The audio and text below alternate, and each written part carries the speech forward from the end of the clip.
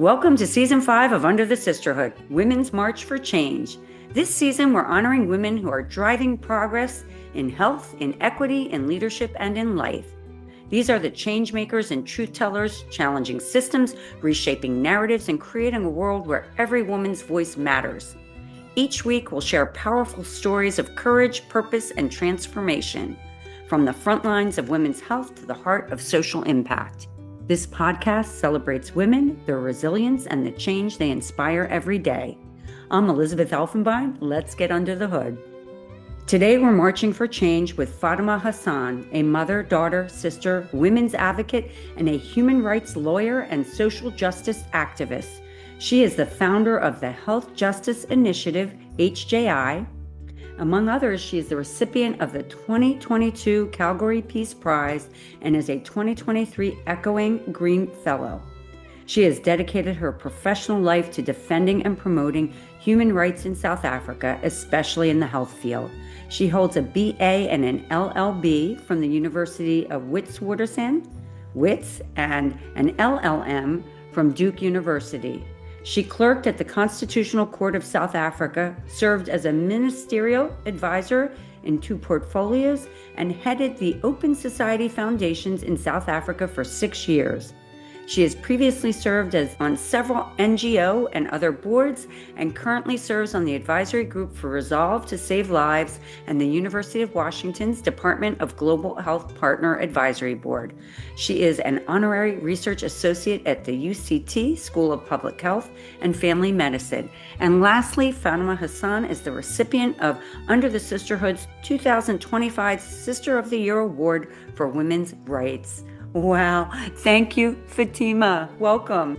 Thank you so much, Elizabeth. It's great to be on the first podcast for the season. I am so thrilled, Fatima, to have you here. It's Season 5, Women's March for Change, and I think it couldn't be more apropos that you begin this journey for women and igniting the voice. So if it's okay, let's get going. Great. I'm looking forward to it. Wonderful. This is the first start of it. We all have these different moments in life that spark or ignite something within us. What was that spark? What ignited you to become an activist, a human rights activist, and to do the very work you're doing today?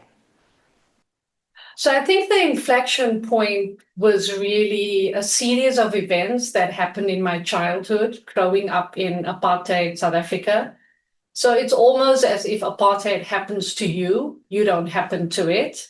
And that is why growing up in a racially segregated country that also had very pernicious aspects of economic apartheid and gender apartheid and a separateness, that basically forced me into a life of service. So I can't pinpoint a single event. There's many events and there's many experiences, and there's basically, your entire childhood of growing up in an apartheid system and in a country with laws that basically divided you according to race and then valued you according to race as well. And so a system of racial separateness, a system of racial segregation basically means that you spend your entire childhood and, parts of our adulthood as well as a second or third class citizen. And that's something that always stuck with me, the injustice. And I suppose it was just sort of natural for me to become a human rights lawyer and a human rights activist to try and fight the system and fight apartheid, because honestly, none of us believe that, we would be spending years in a democratic South Africa much later. We thought that we would have to fight against apartheid for a very long time. Well, first, I just want to say I'm sitting here taking this all in. I'm pausing. It's so much when you don't live in that world and don't experience it. So thank you for the share. What I would love to do, Fatima, is sort of go back into your childhood. What did it feel like? Because I think this form of resistance within you that sort of built and built and built, it would be really wonderful for the audience to hear that journey with you. So I think to understand that story, we have to go a few steps back and to understand how my family landed up, for want of a better word, in South Africa. And that was because of British colonialism. So my ancestors basically came in the early 1900s to South Africa as part of a British program where they would take people from India and transplant them into different parts of the so-called empire for either cheap labor purposes or either for business opportunities. So this was well before the apartheid system was actually entrenched and implemented. It was in the early 1900s, and that is how my family basically arrived in South Africa and became part of South Africa's history. And so growing up in the 70s and 80s during what I would consider sort of the height of the violence of apartheid, also during a time where the African National Congress was banned, Nelson Mandela was imprisoned, he and many other activists who were trying to basically oppose the apartheid system were convicted of the crime of treason, amongst other things, as part of a set of laws that were morally unjust. Right. So it was a set of laws that were imposed on us by a racial minority that most of us didn't believe in, most of us didn't respect, most of us didn't support, but we were subjected to it. And so in a way, it was a legal occupation, it was a military occupation. And so every aspect of your life was divided according to what race you were. And we were classified as Indian. My friends and colleagues were classified as white, or as African Black, or as in South Africa, as a term called colored, which is, a very different definition to what you would have in the United States. So we had 4 racial groups according to the apartheid legal system, which meant 4 racial classifications, which meant 4 different sets of housing policies, land policies, education, health. I could go on and on. But it also meant that all 4 race groups lived separately and in different areas. And the best areas and the most beautiful parts of the country with the trees and the ocean and the parks and the swimming pools were reserved for whites. And so growing up in a working class Indian neighborhood, we also experienced daily the brutalization of the police force, of the military, who basically had every right, according to the apartheid regime, to come into your neighborhood at any time, during the day, during the night, either looking for young Black women who were forced to carry what's called a dom pass, which is a piece of paper as part of apartheid's pass system, where they would regulate the flow of Black and brown people within neighborhoods to prevent you from going into white areas at certain times. So your labor was brought in, but your participation was not welcome. So this idea of spatial apartheid that we're still trying to address has its roots in the early days of the apartheid system. It also meant that my grandfather and father and my grandmother and mother could not own land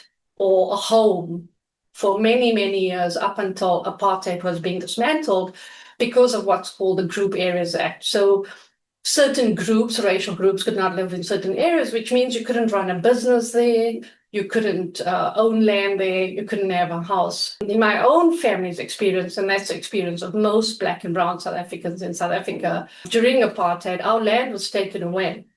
And so I think the irony of the Trump administration now falsely claiming that there's expropriation without compensation of white people's land, the irony of that is what happened to us. Like our land was taken away, our business was taken away with no compensation. That, compensation at a minuscule level only took place 20 years after democracy. And so our family's trauma, like everybody else's family, and, the story I'm telling you is a story of every Black and brown person in South Africa. We were subjected to forced removals. We were told that neighborhood schools in our areas were not open to us. So, for example, when I was growing up, I lived near an area which was classified a white area, and there was school on the cusp of the Indian and the white area, which we were not allowed to go to, and the white residents would sign petitions and try and, force us to go to a school in what's called an Indian township or an Indian reservation. But, that's the experience, again, mine is not unique. It's the experience of most people who grew up in apartheid South Africa. But I think that the hardest part of growing up where you see that and you see the dehumanization and you see the way in which your grandparents and your parents are treated, and you lose your sense of identity and you lose your sense of home, you physically lose your home, your possessions are bulldozed, you don't have photos, you don't have documentation because it's all destroyed. The way in which the apartheid government allocated resources for the different racial groups was also different. And it was on a sliding scale. So the most amount of money for education would be set aside for white children, and then only Indian, colored, and Black African.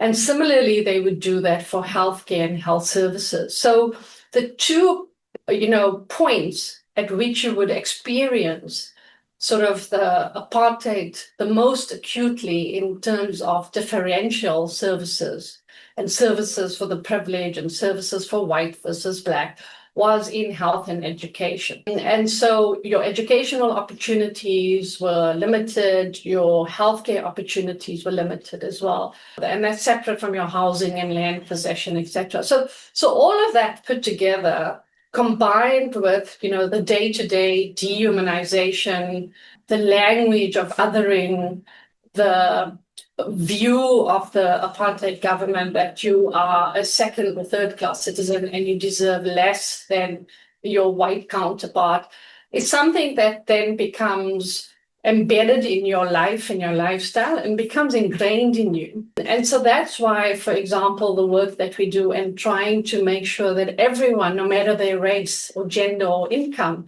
it comes from that. It's not like a theoretical demand. It comes from, well, my grandmother and your grandmother are going to stand in the same queue and they're going to get the same amazing healthcare services for the same disease. And there's not going to be a differentiation because of their race or their income levels or their gender. The only way in which you can differentiate is based on their health status. So for, that's sort of the underlying sort of vision of our work. When we talk about equity, for us, it really hurts because we grew up in a system where equity was not guaranteed simply because of your race. Part of our high school exposure to politics in the country in the 80s was at a time of great violence, of great state violence, of disruption to the school curriculum, of a neglect of the schooling of Black and brown children. I mean, this is, a few years after the 1976 uprising. We all survived and we got through it. And I think that's what drives all of our work. You went through that, and what you just did was give us a great education on what systemically was occurring around you and in your world and how you're being treated. How did that make you feel as a young child? You said that it was ingrained in you, but what did that feel like?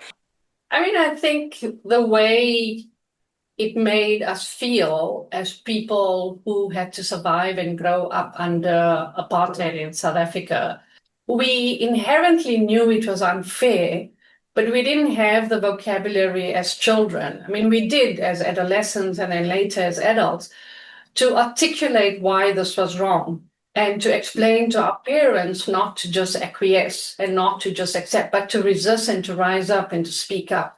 For example, have had family members who were unlawfully detained, who were interrogated, who were tortured, who were kept in prison for being part of the resistance, for fighting against apartheid.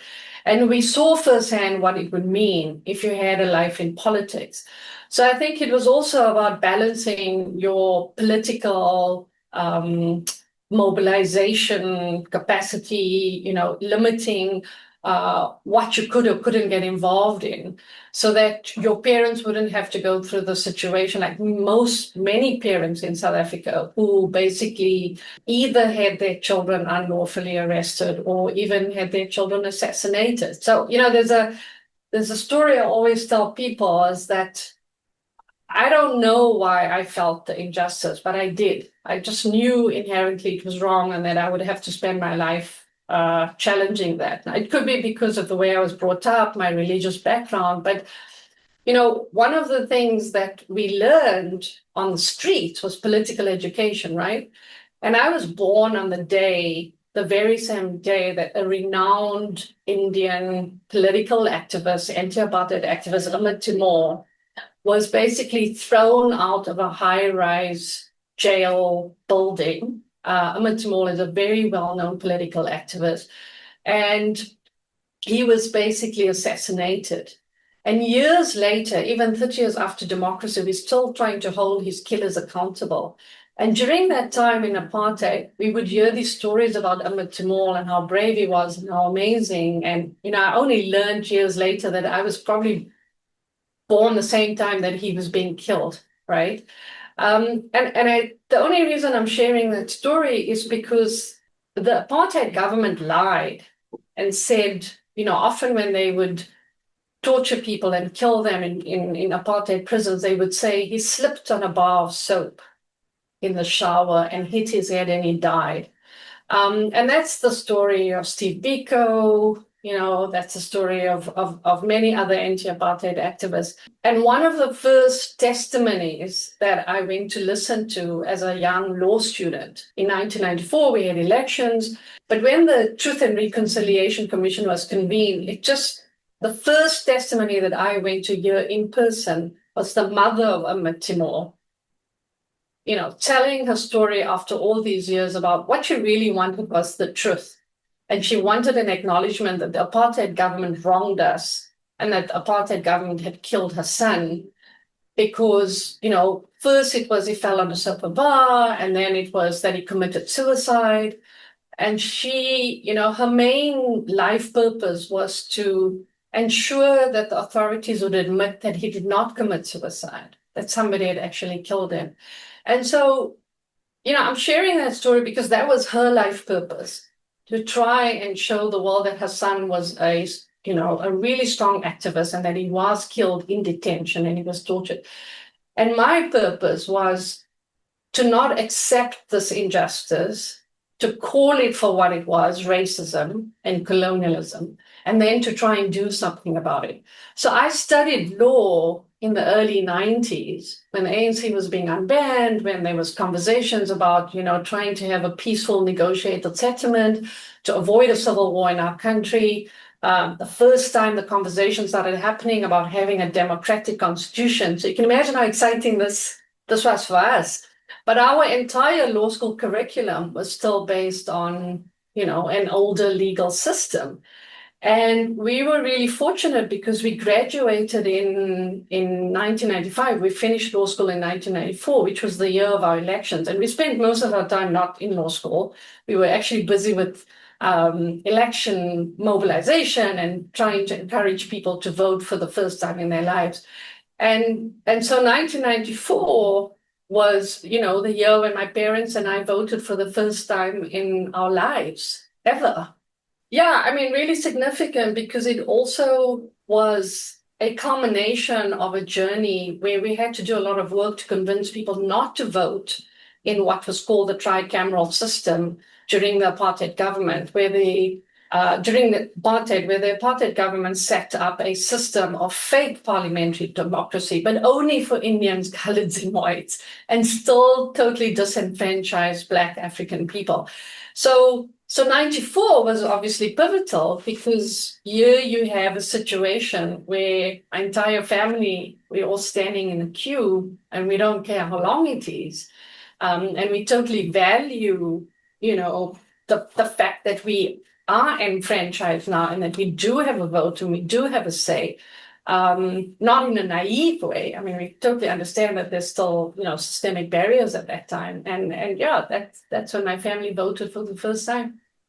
I love the way you describe that as adolescents, as children, you couldn't really articulate that feeling. Of course, what I have noticed, and we discussed this on our earlier call, was the difference between I and we, because you are standing for the injustice for all. And I think that's really an amazing thing to have that experience and go through be in law school and the opportunity to vote. The coincidence, the timing is just really interesting and pivotal. But the other thing you mentioned, Fatima, which I think is really crucial, is you being born on the day that the leader of the resistance, was assassinated. It's kind of interesting because of where you are today and the work you've done. So you've been on this amazing journey. You went through law school. I know that you did work and clerking in the court. The one thing, as you're describing all of this, you're incredibly calm and you're incredibly articulate and thoughtful and intentional in everything you're saying. I would imagine that you would have felt a lot of rage, no? Or were you able to maintain that calm and just push it into the work you were doing, or a little bit of both? I think a little bit of both, but I think, we all would wish that we could emulate, the leaders of the resistance, as you would put it, or the people that we really look up to, including Ahmed Timol or, Ahmed Kathrada or Nelson Mandela. But these were the people that we had heard the stories about, and there were obviously many more. And part of that learning was to always understand that there was no I in we, right? And so it would be seen as shameful if you promote individualism, because the whole way in which the struggle was successful and the way in which it was mobilized is that you go in as a united front. And that was, one of the reasons why I told you about how my family first came to South Africa, and the insistence of the apartheid government on racial classifications actually forced people who were Indian, colored, African, and Black to say, well, we are all Black because we are all being treated as second-class citizens. And we did not want to continue to reinforce those racial distinctions, even though we were physically separate and economically separate. And that is still the case today. Part of learning from those elders was about how do you mobilize in a way that can be sustained, that ensures that you have the moral high ground, that is rooted in a proper politics, and that while rage is justified and it's useful, it's not going to change the system on its own, right? And so you've got to find ways in which you can cope with the injustices. And still, even after 1994, the injustices are even worse, or I would say even more atrocious. We're still one of the most unequal countries in the world. We still have a system that basically enables, high levels of gender-based violence. We still have a system where our economy is racially skewed, and racially skewed to favor white people, not to favor the majority of people in our country who are Black, despite what the Trump administration is falsely trying to portray about what's happening in South Africa. We still have a situation where most Black and brown people are living in informal settlements, are living in townships, where their housing conditions have not improved. So it's not as if our rage against injustice stopped in 1994. It was just about how are we going to shape it and manage it, etc. And yeah, there are times where, you feel totally disheartened and you do feel despair, but there's what we've learned in the last 30 years as human rights lawyers and activists is that you can actually change the system. And the reason why I say you can change the system is that when we had our first elections in 94, and, I've become a human rights lawyer like many other people at that time, we started seeing an increase in the number of people living with HIV. So we didn't have time. We didn't have the luxury of time to enjoy our democracy and not worry about the next big thing. Very soon after democracy sets in and our constitution comes into effect, for which many people fought for, and many people fought for the inclusion of socioeconomic rights, which we'll come to later because that's significant, because it recognizes the right to healthcare services as a fundamental human right, and it's included in our Bill of Rights. And that is because of our horrific past, right? About the way in which dignity was taken away, right to education, the right to health, the right to land, the right to housing, etc. So very soon after graduating from law school, you have to serve what's called articles of clerkship, which is basically 2 years of working in a law firm or in a law clinic. And I was very fortunate to work for a public interest law clinic, which was based at the university, where we were exposed to the most horrific aspects of the criminal justice system, which still continue to criminalize disproportionately Black people for petty crimes, right? And so again, it was this reinforcement of this idea that privilege gives you access to resources, which gives you access to a get out of jail free card, whereas most people who couldn't afford a lawyer would be languishing in jail waiting for a trial for a small crime. So that exposure to the criminal justice system, basically understanding that the law was not this perfect tool, the legal system was imperfect, it was still modifying itself after democracy. It had to all of a sudden convert into some constitutional beacon of justice. It was not going to happen overnight. And we had to force the legal change and policy change. But purely, again, by coincidence, once I completed my articles, I met somebody who was working at the AIDS Law Project. And that was meant to be a holiday job before I joined a real, in inverted commas, law firm, which would have been corporate, right? So I needed a holiday job to pay for a holiday that I was planning to take with my family. So something that was meant to be for 3 months lasted for 10 years. And that was the first time I, as a very sheltered young Indian woman from an Indian neighborhood, from a Muslim community who had grown up under apartheid, the first white person I'd ever met was at university in 1990 because of our, Indian neighborhood, Indian education system, et cetera, et cetera. When I got introduced to the AIDS Law Project, and the AIDS Law Project was set up by Edwin Cameron, who later became a judge in the Constitutional Court, first judge in South Africa to be open about his HIV status. And he was succeeded, or his successor was Zaki Ahmed, who's a renowned HIV activist globally. And that was my first introduction to Edwin, Zaki, many others. And that's how I joined the AIDS Law Project. And it was the first time I met people living with HIV, the first time I was educated about a different form of stigma and prejudice, which at that time was at like obscene levels of discrimination. But at the heart of that work was, well, whether it's because of HIV or whether it's because of your education status or your race or gender, discrimination that is unfair should be outlawed. And that was sort of the passion that drove us to try and fight for civil and political rights for people living with HIV. And very soon after joining the AIDS Law Project, we started seeing more and more people getting sick and then dying. So a lot of my clients would not turn up for appointments, and we would try and figure out where they are, and then we would find out that they died. Because antiretroviral drugs that were slowly becoming available in the US were not available at that point in the global South, talking about the late 1990s.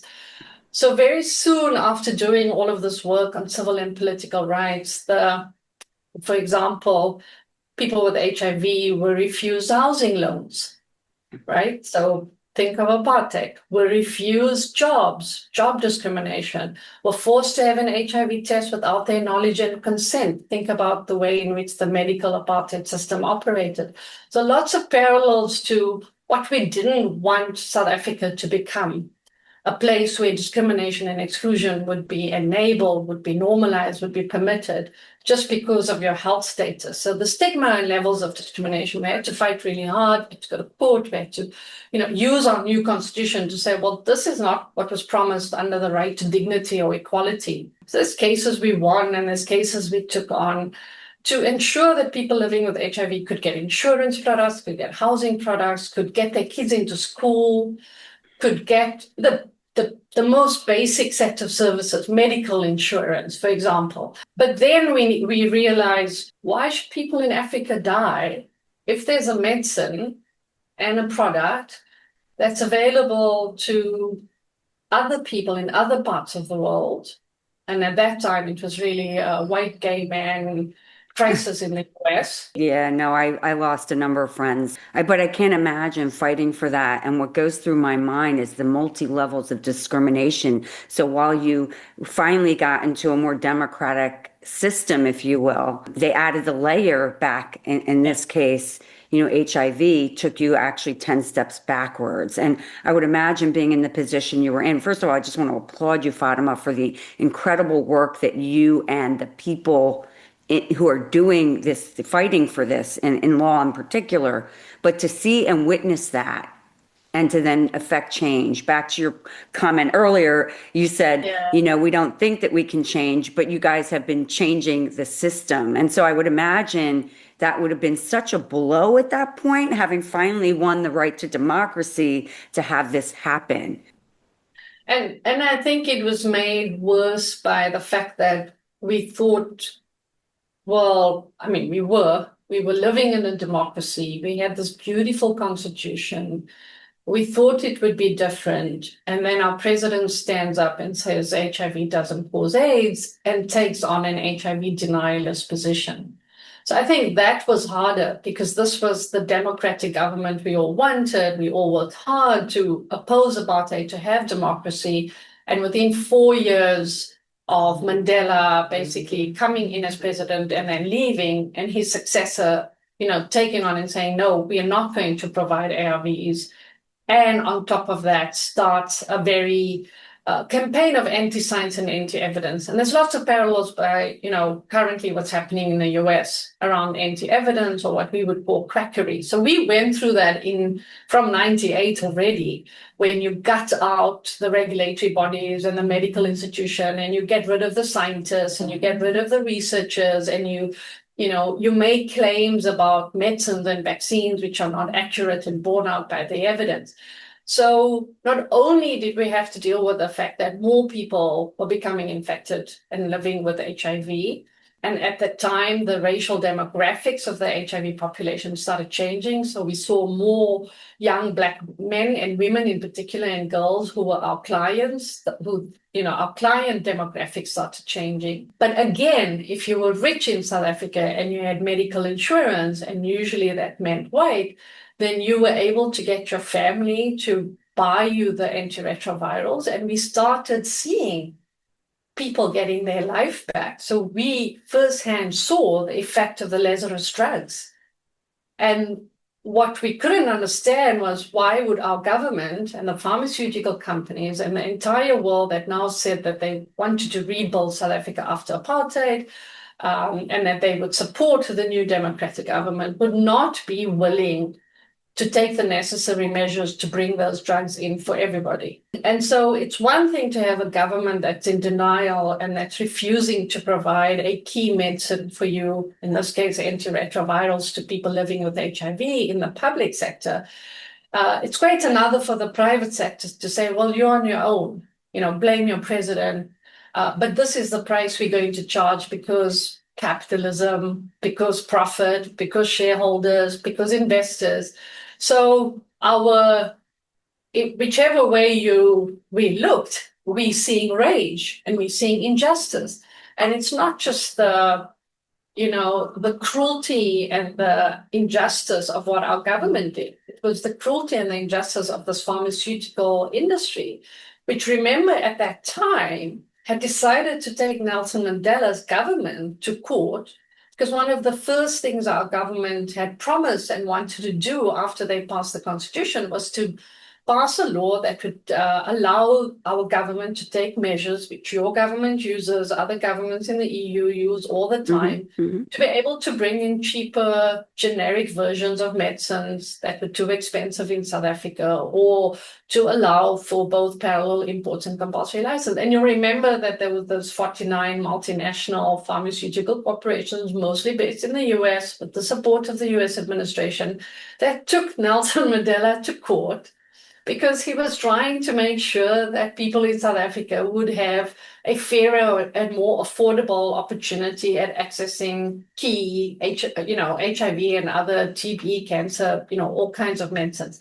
And for us, that was, I think, a wake-up call that, well, as civil society activists and as people living with HIV, people affected by HIV, as HIV activists in the HIV community, you really are on your own. So that while you and I may see the parallels to apartheid, while you and I may see, the irony of exclusion post-1994.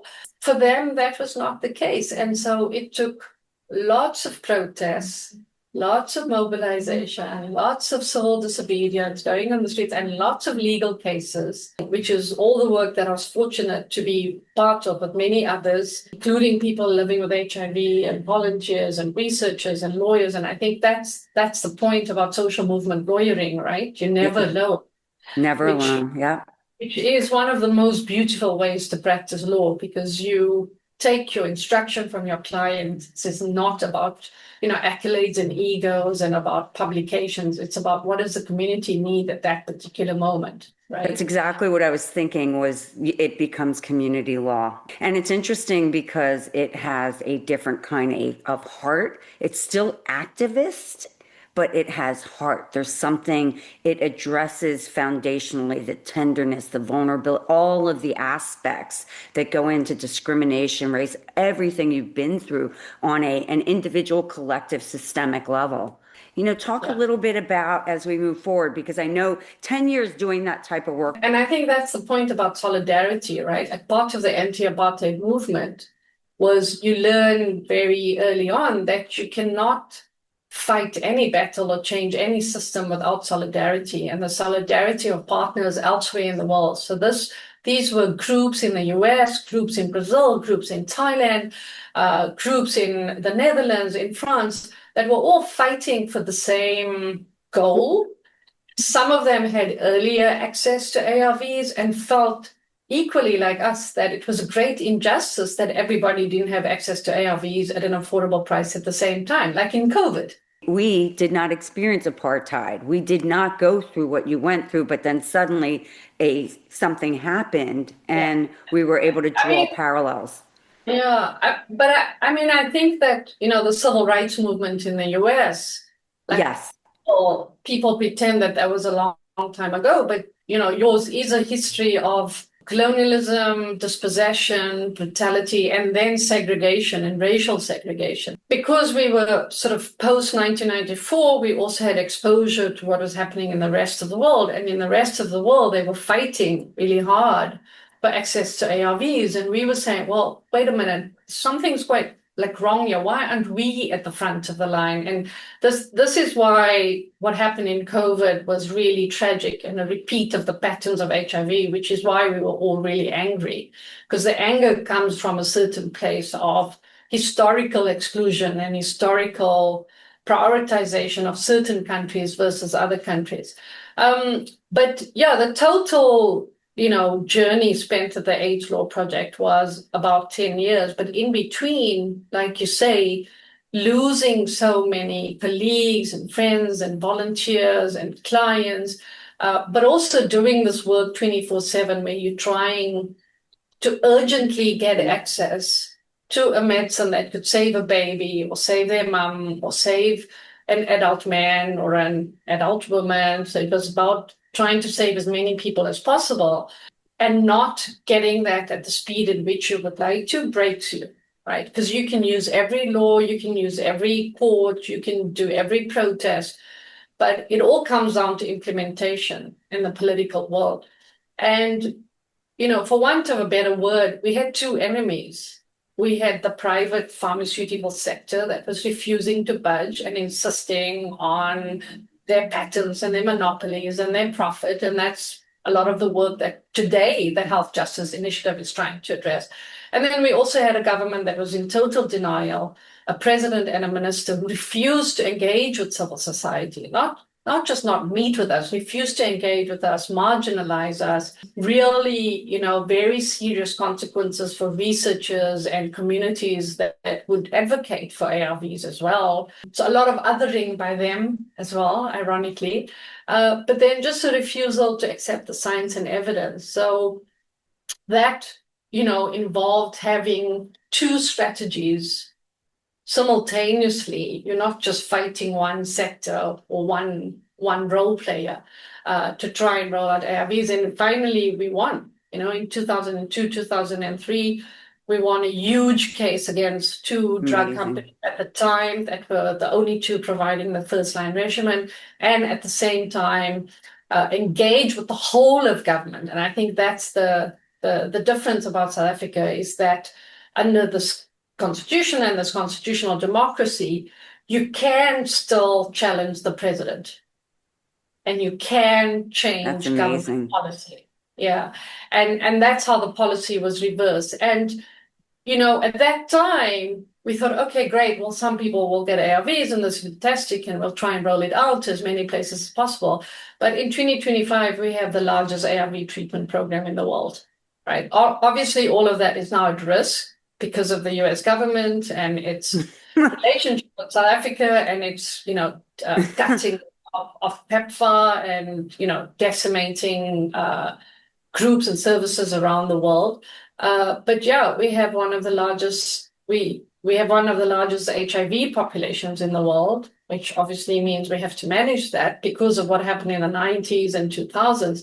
But we also have one of the largest ARV programs in the world, and we've got like some significant levels of high compliance and high ARV adherence. So people are living longer, people are productive, they can access insurance, they can access housing, they no longer refuse a job because of their HIV status. It's become what we thought it never would, a chronic manageable condition. If you can quickly talk about coming to the US and going back and bringing some of your experiences back, because I know that you went to Duke and came to Yale for some work there. It would be great to share your experiences and how you came to bear with that. So one of the, you know, really powerful things that happened sort of in the decade after democracy in South Africa was that there was a lot of academic and research and government interest from other countries in rebuilding South Africa. And part of dealing with burnout and knowing when you can't continue was also to look for an opportunity to basically, one, not further my studies, but also live in another country. And again, coincidence, part of clerking at the Constitutional Court, they had a program with multiple US universities where they would give an opportunity to previously disadvantaged students like myself, who basically was subjected to an apartheid education system, which was not optimal and not great. So if you were considered as part of what's called a designated group, so if you were Black African or colored or Indian, you were eligible to apply for these scholarships. And it really was, you know, it was a program designed with affirmative action in mind, because none of our parents would be able to afford us completing tertiary education overseas, because that's just, you know, part of economic privilege as well that was not available to us. So it was a fantastic opportunity, fully funded by the US university and some other sponsors in collaboration with the Constitutional Court. And luck of the draw, basically, you don't know which university you're going to, and I was accepted to complete my master's in law at Duke University, which coincided with 9/11. So it was a very interesting year as a, you know, brown Muslim woman in the South in the US. But what a fantastic opportunity, because I think part of that experience was also understanding that there are allies and solidarity everywhere in the world. And even in the US, there are people who are doing amazing work.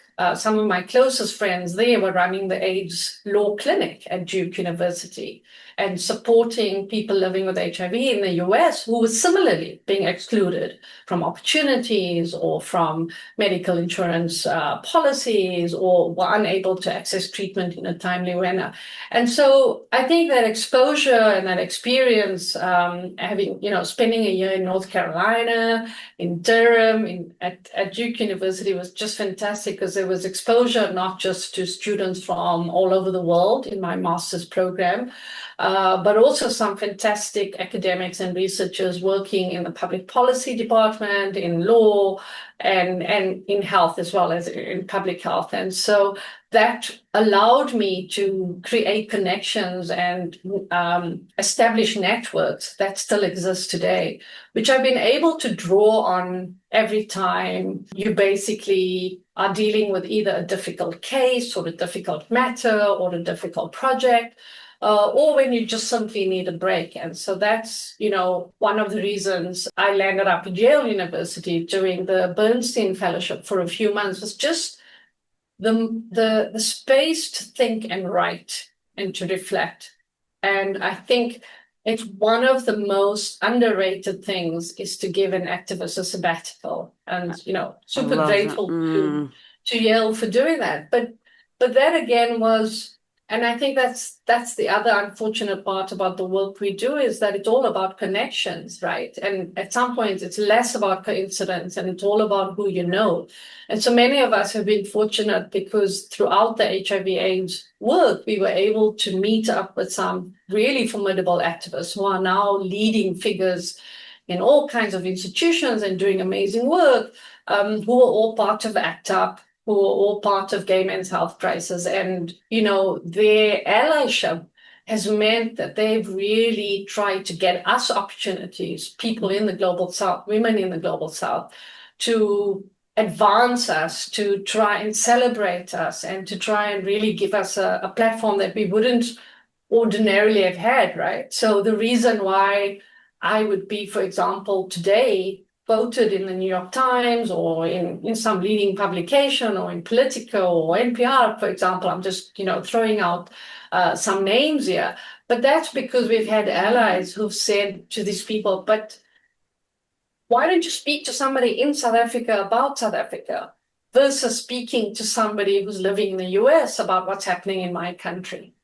And I think that's such powerful allyship. It's what we try and replicate and do. If we get approached by somebody who wants to know about what's happening with the HIV/AIDS program in Brazil, we would say, well, let us connect you to those activists and communities who are doing the work in Brazil. So I think that's a fantastic ecosystem that we've been able to build throughout the HIV/AIDS work, throughout studying in the US.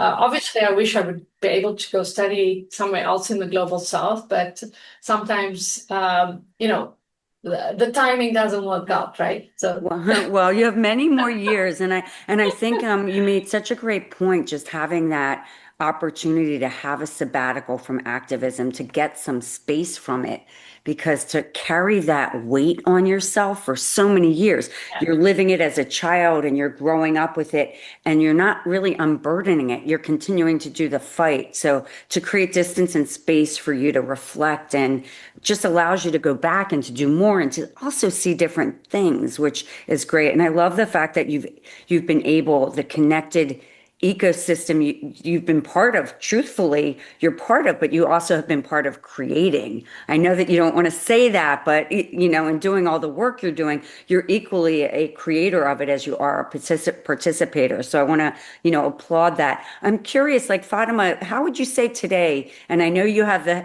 Health Justice Initiative, how would you say you're marching for change today? So, this is such a great question. And I just want to focus on the part which talks about marching for change. Because one of the things I did just before the COVID pandemic happened was to actually follow the civil rights trail and journey and the march for change in the US. So part of my sabbatical was traveling throughout the US and then basically going to Birmingham and Alabama, going to Selma, because the idea was I needed to figure out, well, what is the next step? And part of that journey was to figure out, well, do I go back to health activism or do I try something else that also needed my attention in South Africa? So I'd spent a few years doing philanthropy, but I'd always said I would come back to the civil society space.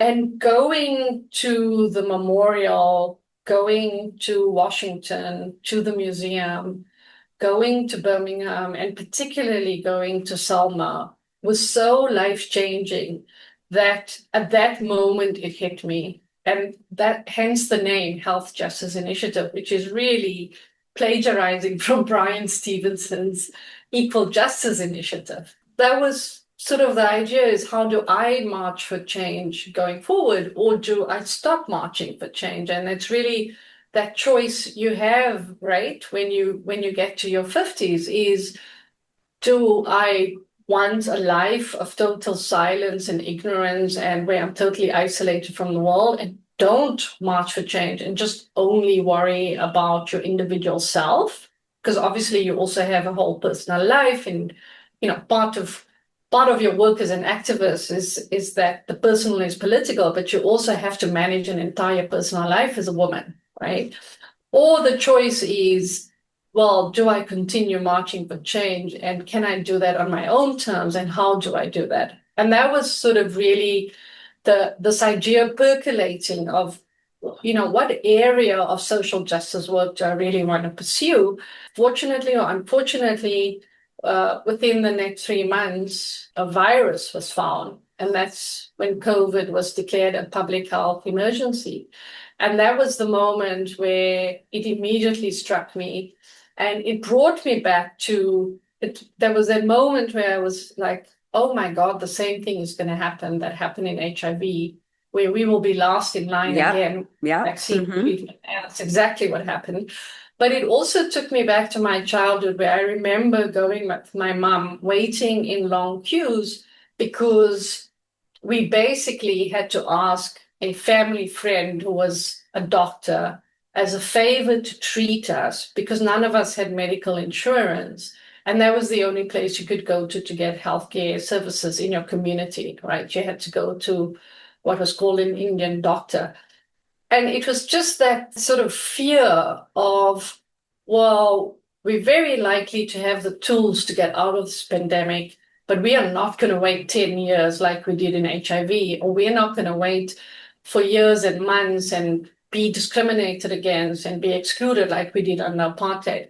And very early on, we saw that's exactly what happened. And hence, we decided in the Global South, it was a very deliberate choice to call it vaccine apartheid, because that's exactly what happened. So there was a full circle moment, and a lot of people don't understand why we would call it vaccine apartheid. And I think, many of them didn't understand that we were children of apartheid, and we were not appropriating the language. And we know what it means to be treated like second and third class, and to be told wait in line for medical treatment and services. And we know what happened in the HIV/AIDS crisis if you don't take on pharmaceutical power, if you don't take on the US government, and if you don't make a noise about the inequity. And that's one of the reasons why I think the Global South is also able to push to demand more equity. It may not have materialized in the way in which we imagine. It's one of the reasons that prompted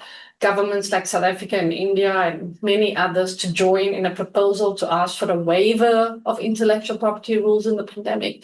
But that was the moment, the declaration of COVID as a global public health emergency of international concern was when I picked up the phone to people and activists and colleagues that I've worked with before and said, we've got to do something.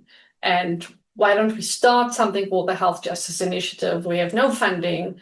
We don't know if there's a donor interested. Let's just do the work, call out the inequity. And if we are doing the job that we need to do, and if we are marching for change in the way that we should be marching, then the donors will come.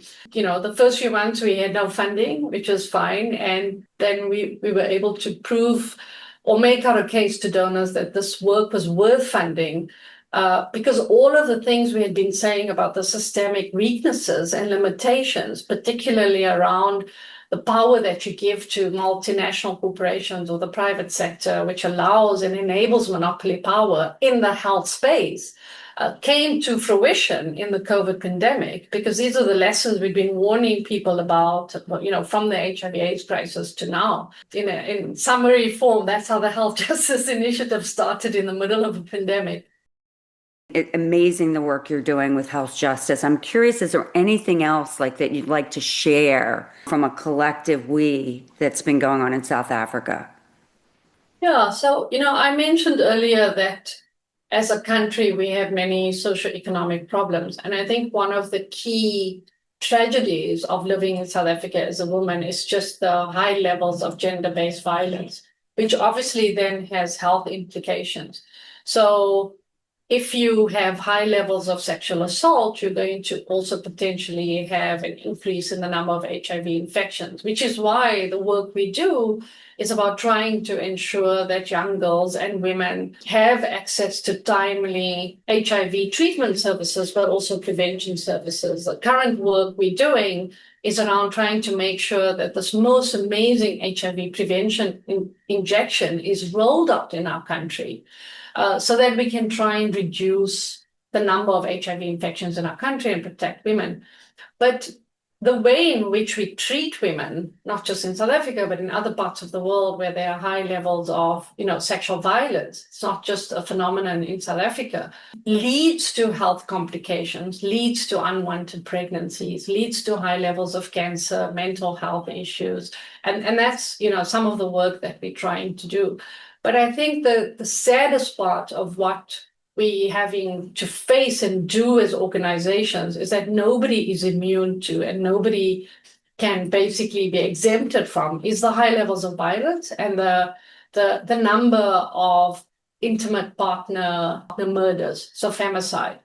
And that is one of the greatest, I think, threats to all of our work and to sort of our democratic future is how do you build a country if the majority of the population who are women don't feel safe in it, and not just from strangers, but from their own intimate partners and families too. That's so powerful. And I think you hit the nail on the head, Fatima. That is not exclusive to South Africa. That exists all around the world. And I've been having a lot of conversations with different women around the mental health and wellness who have brought to my attention, who've worked in the domestic violence field. So thank you for sharing that. So this is your platform today to give women a message of all ages, of all backgrounds, of all cultures. What do you want to share with them?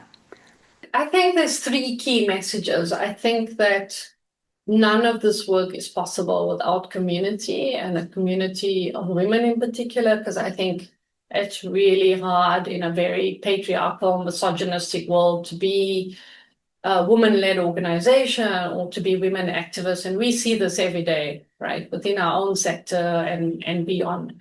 And I think there has to be a belief that what you're doing is the correct thing, what you're saying is the correct thing, not to doubt yourself, not to have imposter syndrome, because I think that's one of the biggest challenge for women activists in our sector. And similarly, to try and elevate other women. It's always about making sure that somebody else has a better opportunity than you. And if we don't do that, then nobody else is going to do that. I think the second message would be that you've got to trust yourself. Yes, racism and exclusion is not okay. It's never okay. Call it out, say it as it is, and I think be brave enough and forceful enough to say that and to say that publicly. Because I think if there aren't enough of us that are saying that and doing that, then it's very easy to not talk about how race impacts all of our lives or how exclusion impacts all of our life or gender. And I mean, I think you're seeing that in the US with the pushback on reproductive health rights. I mean, similarly in South Africa, we spent so much time after 94 trying to protect these rights and particularly the right to termination, but they are always under threat. There are always groups that are trying to reverse that. And so there has to be an understanding that whatever change and success we have, it's always going to be under attack because there are always forces that don't like that. And so you always have to be on your guard. I think that's really part of it. And the third is that change is possible. It may take very long. It may be frustrating. It may lead to burnout. It may be disheartening. But what we've seen is that change is possible. And you can create systemic difference. You just have to be prepared to be in it for the long haul. So if anyone wants to get in touch with Fatima Hassan, you can reach her at Health Justice Initiative, the website. Yeah, it's healthjusticeinitiative.org.za. Wonderful. And I'm just so grateful for this conversation. So thank you, Fatima. Thank you so much for joining us for Women's March for Change. Thank you for having me on the show, and you've just been very generous and kind.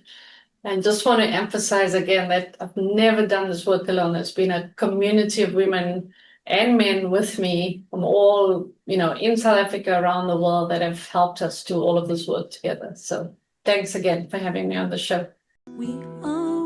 Thanks for listening to Under the Sisterhood. If you haven't already, please give us a quick rating and review on Apple or Spotify.